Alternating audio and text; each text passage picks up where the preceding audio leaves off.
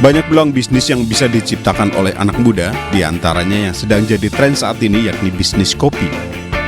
Selain menjual ragam kopi, dalam bisnis kopi juga bisa dimasukkan produk pendukung lain yang bisa meningkatkan pendapatan. Semangat anak muda untuk maju dalam berbisnis jadi bahasan dalam podcast Aksi Nyata Perindo bertajuk fenomena coffee shop sebagai gaya hidup baru anak muda.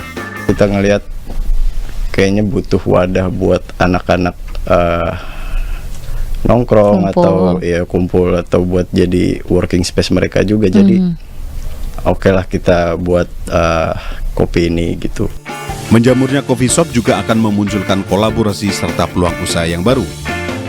Tim Liputan iNews melaporkan. Kemacetan lalu lintas akibat padatnya angkutan batu bara kembali terjalan lintas Jambi Sorolangun. Kemacetan terjadi hingga 22 jam. Kemacetan disebabkan ada truk batu bara terguling dan banyaknya truk batu bara yang parkir di bahu jalan. Laporan pagi ini bos, dari sore jam 6 sampailah pagi jam 6 ini, alhamdulillah belum bergerak.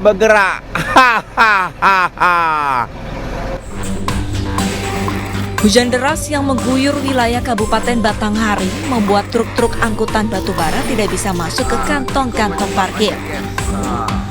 Para supir truk batubara terpaksa memarkirkan kendaraannya di bahu jalan di sepanjang ruas jalan lintas Kota Jambi Sorolangun. Kondisi ini menimbulkan kemacetan parah di Desa Karmeo dan Desa Jebak, Kecamatan Muara Tembesi, Kabupaten Batanghari. Para sopir mengaku terjebak macet hingga 22 jam. Untuk ditutup sementara karena kawasan wilayah Batanghari mengalami kemacetan. Akibat kemacetan ini, 2 ambulans yang membawa jenazah dan pasien sakit terjebak. Selain itu ada pula 120 orang jemaah umroh yang terkurung di tengah kemacetan. Sementara untuk kendaraan yang masih kosong yang akan menuju ke Boyo maupun ke Sorolangun Montebo ya kita ketahui ini kita stop sementara di sini. Warga Jambi berharap pemerintah bisa segera mengambil langkah untuk menyelesaikan macet parah di jalur utama provinsi ini karena mengganggu aktivitas dan merugikan perekonomian warga. Dari Jambi, Tim Liputan iNews melaporkan. Puluhan rumah di Jalan Lingkungan 3 Tegal Alur, Kalideres, Jakarta Barat masih dikepung banjir setinggi lebih dari setengah meter. Banjir di pemukiman warga itu akibat meluapnya Kali Semongol.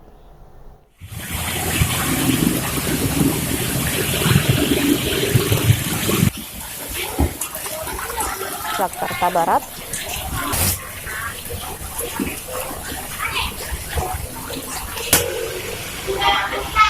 Ketinggian air di pemukiman warga di Jalan Lingkungan 3 Tegal Alur, Kalideres, Jakarta Barat mencapai setengah meter. Meluapnya Kali Semongol membuat puluhan rumah yang berada lebih rendah dari kali ini terendam banjir sejak Kamis dini hari.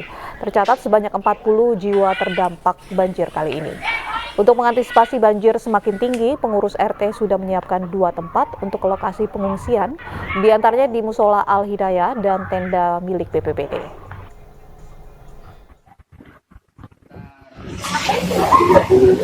Ada 50 cm, 50-60 lah. 50-60. Penyebabnya apa, Pak? Penyebabnya karena dataran kami itu terendah, karena luapan dari kali meluap dengan. Penyidik Polres Metro Jakarta Selatan akan menetapkan pasal terberat pada kasus penganiayaan yang dilakukan oleh Mario Dandisatrio dan Shane. Setelah sebelumnya hanya ditetapkan pasal Undang-Undang Perlindungan Anak. Penyidik juga kembali akan melakukan gelar perkara.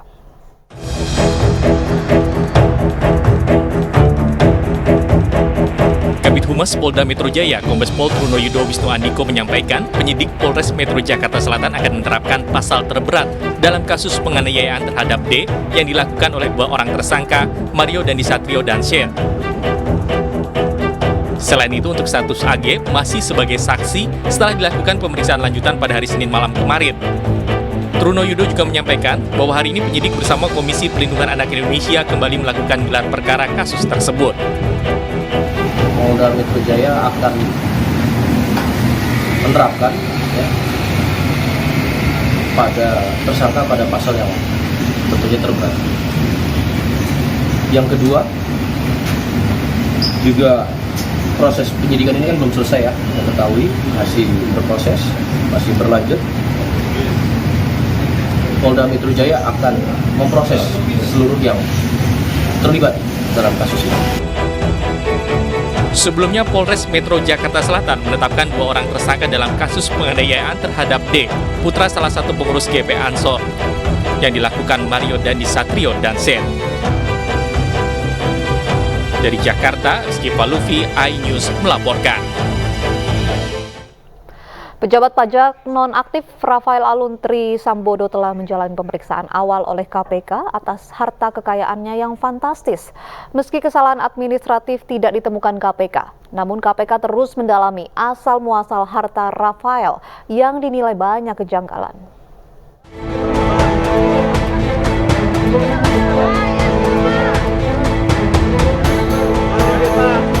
Kasus penganiayaan yang menjerat anak Rafael, Mario Dandi Satrio berbuntut panjang.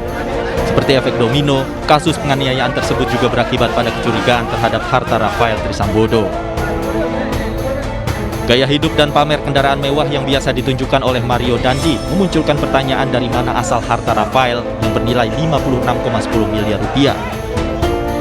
Komisi Pemberantasan Korupsi turun tangan untuk menyelidiki kekayaan Rafael, termasuk mencari tahu soal Jeep Rubicon dan motor Harley Davidson yang kerap dipamerkan Mario Dandi yang ternyata bukan milik Rafael. KPK juga mendalami kepemilikan perumahan di Manado, Sulawesi Utara yang disinyalir milik istri Rafael. Rafael juga menjadi salah satu pemegang saham perumahan mewah tersebut bernama Green Hill Residence. Tapi barusan diklarifikasi ke yang bersangkutan itu memang bukan atas nama yang bersangkutan, tapi atas nama kakak yang bersangkutan. Jadi dari yang di gang, lantas dia beli, dia jual lagi ke kakaknya. Jadi kita bilang, ya sudah, gitu. Kasih unjuk aja dokumennya, nanti dia akan bawakan. Gitu. Itu yang yang Rubicon. Yang Harley Davidson karena nggak ada plat nomornya, kita juga nggak bisa cari kemana-mana. Yang kerjasama dengan dealer, ya kita mulai dengan Samsat biasanya gitu, dan di Samsat itu kita dikasih Mario gitu, impornya dari mana, kapan itu bisa kita cari. Tidak hanya kendaraan dan rumah mewah, Rafael juga memiliki saham di 6 perusahaan yang seluruhnya tercatat di LHKPN periode tahun 2021.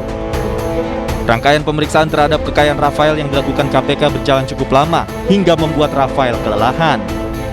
Saat ditanya awak media, Rafael mengaku kelelahan dan memohon untuk dikasihani. Pak, itu udah siapa Pak? Siapa Pak? Ayo. Bentar. Pak, untuk 6 perusahaan itu miliknya. Aduh, dari pagi sampai ini. Tolong kasihan saya ya. Saya sudah lelah. KPK memastikan pemeriksaan terhadap Rafael Trisambodo akan terus berjalan. KPK akan terus menelusuri harta Rafael, apalagi jika ditemukan adanya transaksi yang mencurigakan. Dari Jakarta, tim liputan iNews melaporkan. Kementerian Keuangan akan memeriksa Kepala Kantor Bea Cukai Yogyakarta Eko Darmanto karena kerap memamerkan gaya hidup mewah di sosial medianya. Aksi pamer harta dan kemewahannya ditunjukkan Eko melalui akun media sosialnya yang kini telah dihapus.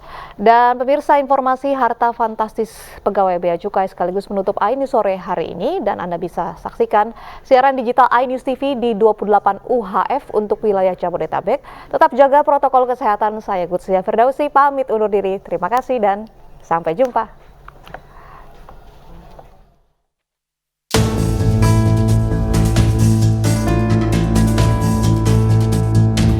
Setelah ramai kasus pamer harta yang dilakukan anak pejabat Dirjen Pajak, kini giliran pejabat Bea Cukai Yogyakarta yang viral dan menjadi sorotan netizen.